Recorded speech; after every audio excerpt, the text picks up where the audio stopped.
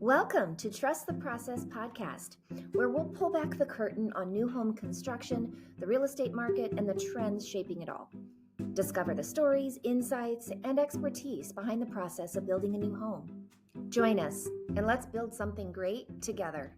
Welcome back to Trust the Process, podcast where we talk about real estate, new home construction, and everything in between. Today we're going to be talking about the build process, the time frames, some of the things that you could anticipate as we look at that build process. I'm going to put up an outline, and then Michael will give us a little bit more detail in terms of what each of those means. And so you want to jump into that? I'm going to put this on here so you guys can see it too. Great. Good. So this is something we wanted to get really into the weeds on, more focused on what happens before the first shovel hits the ground. All the planning and all the costs and all of the city and jurisdiction hurdles and what that looks like to pull the curtain back on that process. What does that look like to get construction process? That's really broad. So breaking that into, kind of chunking that out into what components go into that construction process. Right. We are still ultimately custom home builders, and we do some build-to-suit business. So our timeline is heavy on the build-to-suit. But this is what goes on with this company when it comes to looking at feasible spots for spec homes or build-to-sell projects as well as build-to-suit. This is what your large production builders and your corporate builders are going through to an extent, although there's some efficiencies that they pick up by building cookie cutter homes. That's not out of sheer laziness. That's a technique to deliver more homes. It would take years to build out a neighborhood if they didn't do it this way. So take this build-to-suit timeline with a grain of salt, but this roughly is what goes on behind the scenes before you see any dirt being moved at a home site. So when we look at a site, we're looking at a feasibility. So is this in a country club? Does it have design review restrictions? Do those design review restrictions match your taste? Is this something you want? Maybe you want something very desert contemporary. What we read into. South Shore and Lake Las Vegas, where we build a lot, is all Tuscan European. And then you go to the North Shore, you go to the Ridges, you go to Ascaya, which are our high-end neighborhoods in Las Vegas metropolitan area.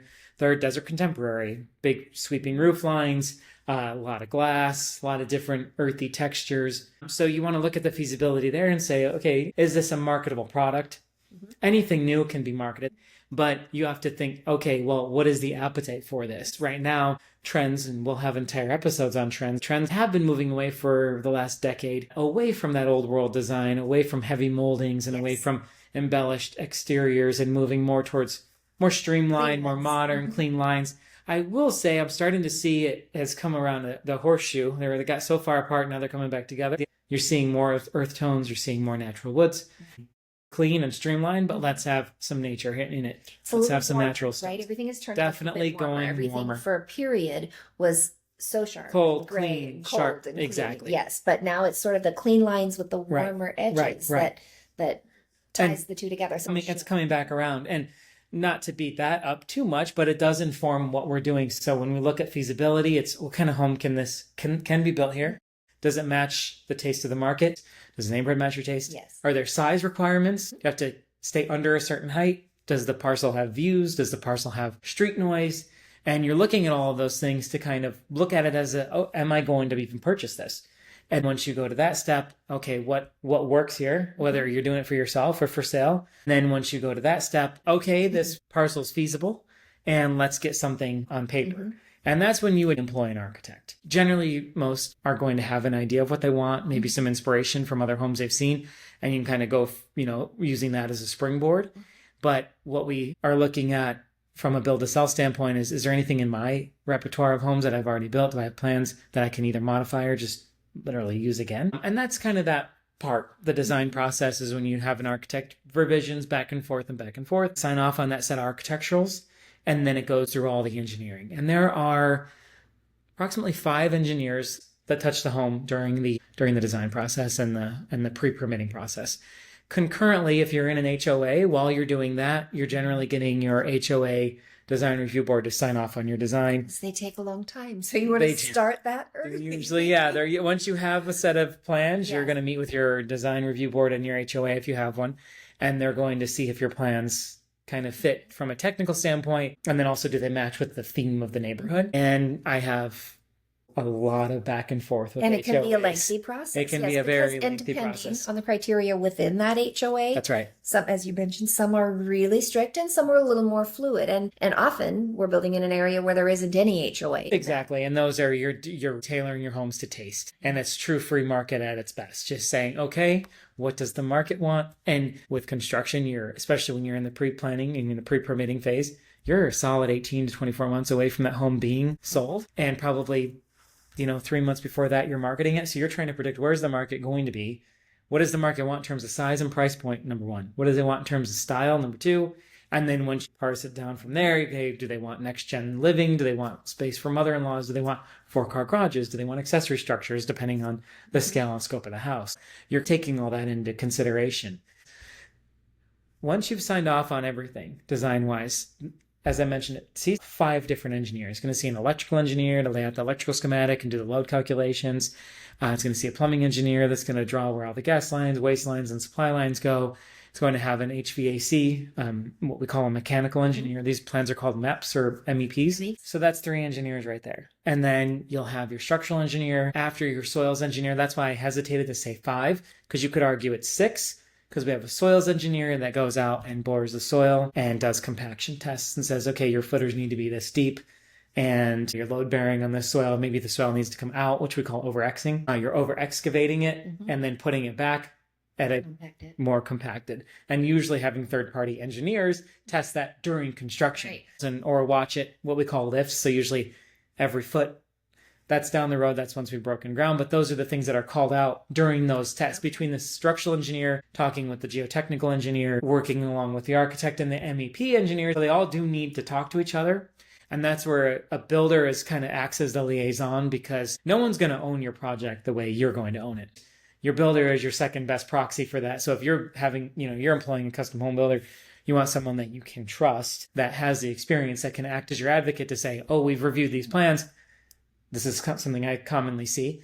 The structurals are over-engineered because an engineer's main purpose is not to save you money and build costs. It's to limit liability on his own license. So I just had a project in South Shore, one of the ones we'll cover in a later episode, that had a concrete bid come back at $93,000. A home that I expected of $45,000 to $50,000. And you get the bid and you go, no, we're re-engineering this house. I looked at it. He way over-engineered it for the soils report. He did footers that were 2 times wider, 2 times deeper. What we saw was, the little bit of, liability avoidance. So I went and shopped it to another engineer, paid for another set of structural plans. But that $6,000 saved me $50,000 worth of concrete slab. So well worth it. And then other efficiencies that I picked up. Huge. And that's why the building industry is not for the faint of heart. When you have 15 of those and you make a $50,000 mistake, it can be really painful. Costly. Sure. Yeah.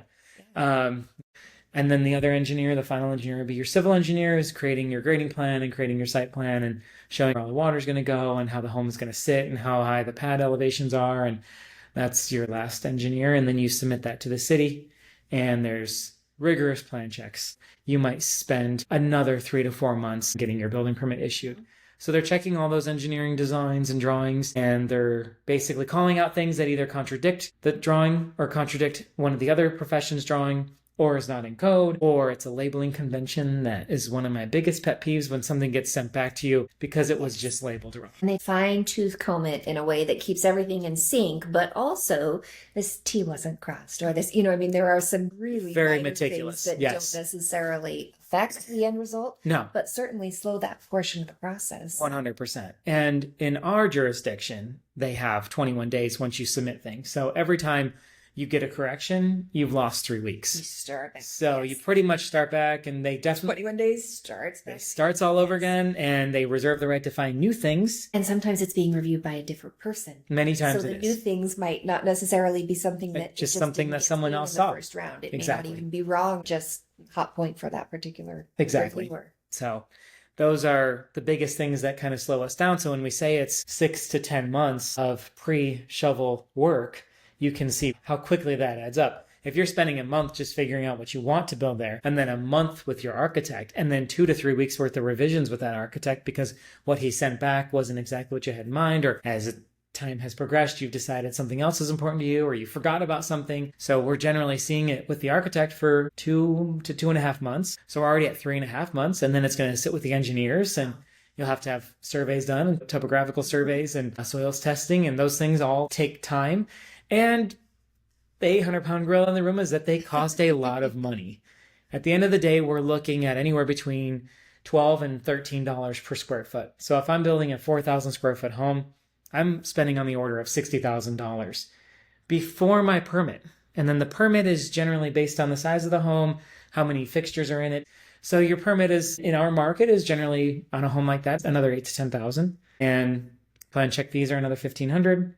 HOAs usually charge a fee. So on one of our luxury homes in South Shore in like Las Vegas is just an example between the HOA and the permitting and all of the professions that go into the engineering and architecture. It's around $100,000. Before I move my first speck of dirt, $100,000. Just a home on paper. That's all. Just a home on paper plus a $500,000 lot or a $400,000 lot. Right. So there's a lot of guts and glory that goes into before you've mobilized your first labor on site. Mm-hmm. So it's definitely a trying, challenging industry. And then the horizon of time. You're looking at 6 to 8 months. It takes a lot of patience. It takes a lot of grinding your teeth. Which of these is the longest portion of the process? On that, I would say probably the jurisdiction, but in real life, probably the conceptual. Okay. When it comes to customs. Mm-hmm. For build to suit, because this is someone's dream home and they're going to take a lot of time and they're going to send a lot of things back to the architect, and they work on their time, not on the architect's time. They're like, well, we'll get it back. And then they come up with 4 other things and he's already done these other. They don't think the way that I do on a build to sell. I'm spending about as much time as you're seeing in that flow sheet. Jurisdiction, I wish was 30 to 45 days. In practice, it's probably 45 to 90 days. If everyone did exactly what they're supposed to do every single time, it should be 45 days. But I would say Trust Homebuilders internally, jurisdiction, permitting, HOA, probably if I'm going to build a suit, would be the conceptual. So essentially the intake and feasibility, conceptuals, engineering and approval, then the jurisdiction, permitting and HOA approval. And now there's a shovel in the ground? Are you at that point? Yes. At the end of this? At the end, once you have a permit, you're a shovel in the ground.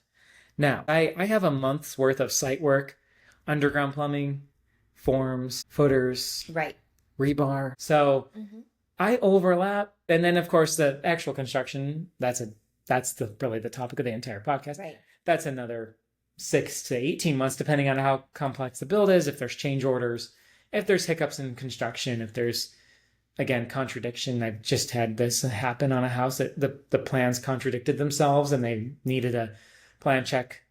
What does that mean? Redone. Contradicted themselves? The architecturals and the structurals didn't quite match up. Based on a change that would happen after structural engineering is done. We built it to the structurals, which were correct, but the architecturals were outdated, and it was about 6 inches worth of a garage door, which is an HOA mandate. So that's the kind of stuff that really gets to you. You're in motion, and he pulled the Yes, it's very jarring. He pulled the plug on the entire project because the architecturals that were stamped were 6 inches off on the garage door. So then we had to have them redrawn, simple, but then they had to be reevaluated by the city of Henderson another 3 to 4 weeks. And no matter how good you think you are as a builder, those mistakes are going to happen. And you just have to be okay with it. And that's why it's hard to answer when someone says, how much does it cost to build a home? How long does it take to build a home? In a perfect world, I would say a 4,000 square foot custom home, there's probably only 4 months of work. It's just the delays and people can't trip over each other and things have to happen in sequential order. Sure. But at the end of the day, if it were an assembly line, it would take you probably less than 4 months, honestly. It's like Monday through Friday for 4 months. Yeah. So that's a crazy it's a crazy and somewhat depressing statistic. Yeah. Yeah. So we'll get further into each of these as we start talking more about our first project that we're going to dive into will be Serena Estate. That's where we're going to jump into some of these timeframes and walking you through it. So I think things are going to get a little exciting from here, and we've got lots more to talk about. And so we look forward to seeing you next time on Trust the Process. Bye-bye.